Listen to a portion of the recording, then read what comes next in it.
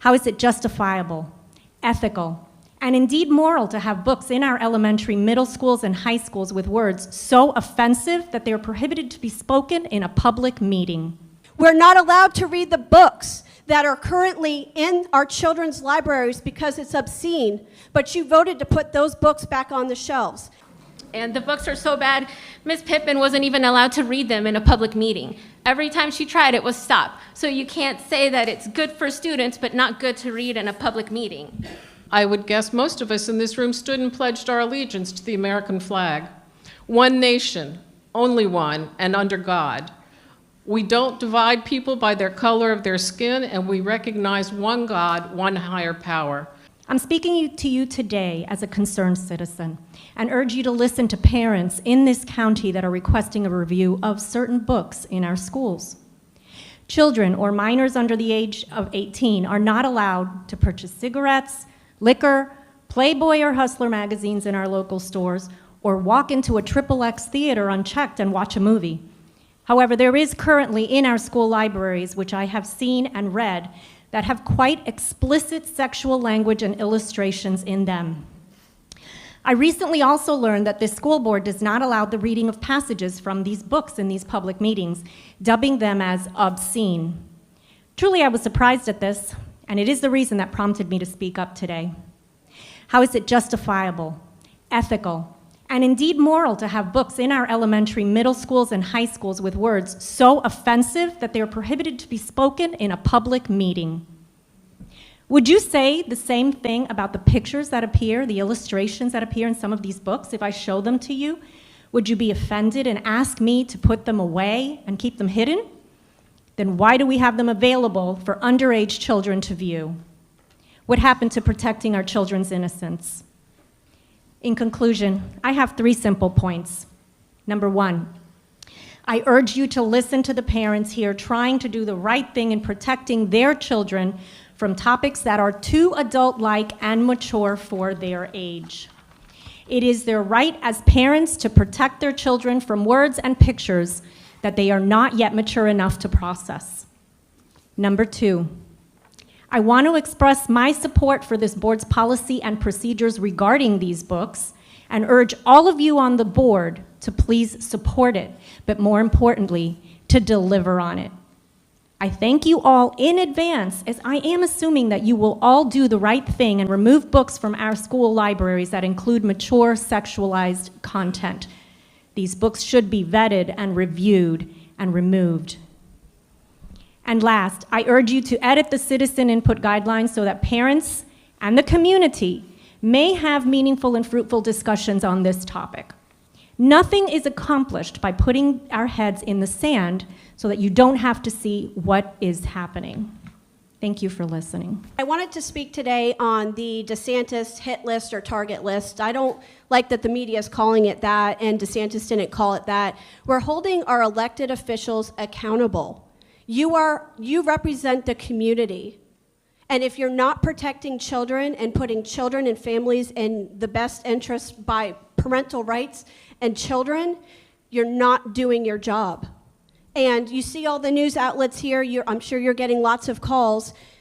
When we tell you you're breaking the law or you're not following the governor's orders or the health department orders, it doesn't stop here. We're sending that information to our elected officials in Tallahassee. We're sending it to our representative, our senators, like we're supposed to do as citizens. So if it falls on deaf ears here, it doesn't stop here. It goes up to further government. Unfortunately, a lot of things and issues that happened here in Indian River County the past couple of years fell on deaf ears. The mask mandate that violated the governor's orders, the 2 people that are up for re-election in 2024, you voted for that. We told you it was breaking the law. You voted to put pornography, sexually explicit content, and critical race theory back on the shelves a year ago this month. We're not allowed to read the books that are currently in our children's libraries because it's obscene, but you voted to put those books back on the shelves. And guess what? We went through legislation, and we have a new parental rights law in education now. We have a new library vetting committee, and those books are going to be permanently removed. They will be permanently removed. Okay? Quiet, please. Thank you. So I know one of you asked in the news, how does DeSantis know our voting records? Again, we sent all that information to him because he can't know what's going on in 67 counties. It's our job as the citizens to let our elected officials know what's going on. And you know what? If you always followed the law and you always followed the rules, you would have nothing to worry about. But this case, again and again and again, we're getting letters from the Department of Education. We're getting letters. There's been multiple Department of Education letters that have come to this board that said we're not in compliance. There's 2 we currently have now, and I know they're getting discussed later. So what we ask as citizens is to follow the laws, follow the rules, respect parental rights, and be best by all children and not just some children. Thank you. As a parent, I wanted to say my full support for the governor's woke list. Through the chair, I remember when you and Mr. Barefoot voted to violate the governor's executive order, as well as going against the Surgeon General's directive and forced mandatory masking on children without parental opt-out. The district got a letter from the Florida Department of Education about this, saying that you were wrong. I also remember when the board decided to violate Sunshine Law in order to allow pornographic books back into the hands of school children. And the books are so bad, Ms. Pittman wasn't even allowed to read them in a public meeting. Every time she tried, it was stopped. So you can't say that it's good for students, but not good to read in a public meeting. And also, it looks like the board got a letter from the Florida Department of Education stating the violation of Sunshine also. I just wanted to say that these 2 school board members have not done best by children, should not be reelected for these positions. I came to every meeting for 2 years to only have 1 school board member listen, and I'm happy now that there's another one that replaced the person who was here last. I wholeheartedly agree with Governor DeSantis' analysis of the actions of these 2 school board members up for election. It seems that the state still listens better than our own school board. Thank you. Good evening. Good evening. I thought we'd review some duties of elected officials. 1, you should err on the side of too much transparency, not too little. For those of you who are expert in education law, if meetings are held about parent input from the meetings, and from those meetings came recommendations approved by the board and implemented by the superintendent, experts, I'm asking you, should the meetings be in sunshine? You should use common sense as elected officials. The Library Book Review Committee did send you recommendations, which you did approve, and the superintendent did implement using district staff. You knew their meetings were not held in sunshine. They were not fact-finding, air quotes I understand, meetings, and you expect, and all of the experts knew it. When all of it was pointed out to you, you still refused to admit that they were held illegally. You have a fiduciary responsibility to the taxpayers of this county to use their dollars wisely. In ignoring the obvious, whatever the reasons, you wasted taxpayer money and time, because now the district has to answer the legal challenges. Those attorney fees should come out of your pockets, not ours. And because the consulting attorney was clearly in the wrong, maybe it should come out of hers. And you need the means to call her out on that. Common sense tells us the only way to cure this is to review the books again in sunshine. And that arduous task, the one that you hailed the last superintendent for struggling through in the darkness, that time and trouble is not ours.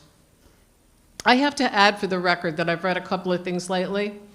No one I know asked that books about Harriet Tubman or Roberto Clemente or any other historical figure be removed from our libraries.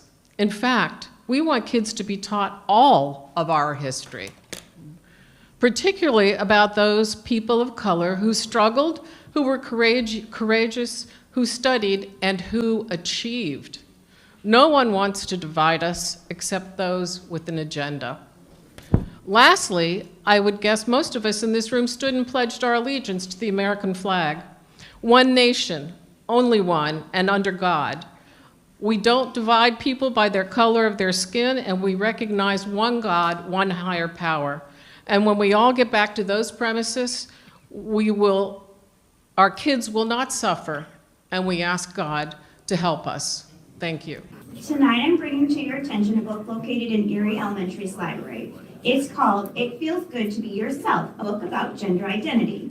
This book doesn't contain sexually explicit language, but it does include information about transgender, cisgender, non-binary, and that some people can be both a boy and a girl.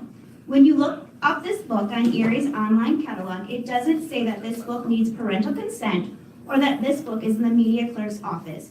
This book must sit on a shelf for any kindergartner through 5th grader to check out. Here are a few pages from the book. She's a transgender girl. That means when she was born, everyone thought she was a boy, until she grew a little older, old enough to tell everyone she's actually a girl. There are so many different ways to be a boy or a girl, too many to fit into a book. But not everyone feels like either a boy or a girl. Non-binary is a helpful word that can describe a kid who doesn't feel exactly like a boy or girl. JJ is neither a boy nor a girl. Ever since JJ was very little, they never felt exactly like a boy or a girl.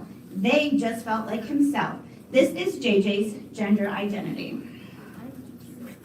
See, when you were born, you couldn't tell people who you were or how you felt. They looked at you and made a guess. Maybe they got it right, maybe they got it wrong. Do you think this book is appropriate for every child to check out? Every parent has the right to raise and educate their children consistent with their beliefs and values. If you are a parent that would like to teach your children about these kinds of things, that is your right. If a parent doesn't want to teach their children about these things, that is also their right. If this book remains in the library, then the library also needs to have a book called God Made Boys and Girls, Helping Children Understand the Gift of Gender, God Made Me.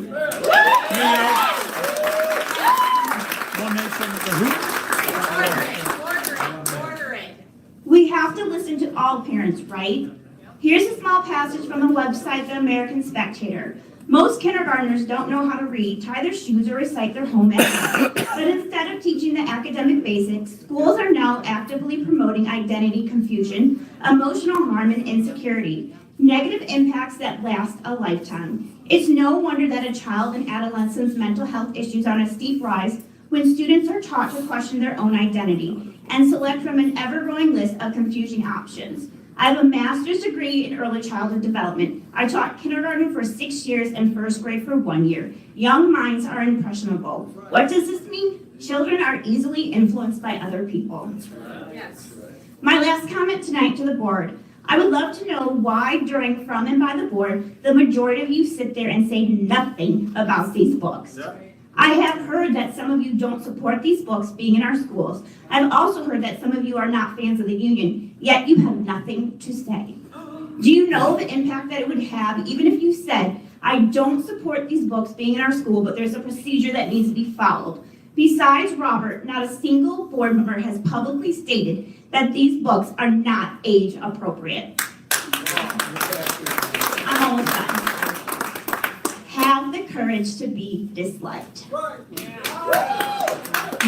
Will we hear from you tonight, or will you allow your strings to continue to be pulled to tell you what to think and say?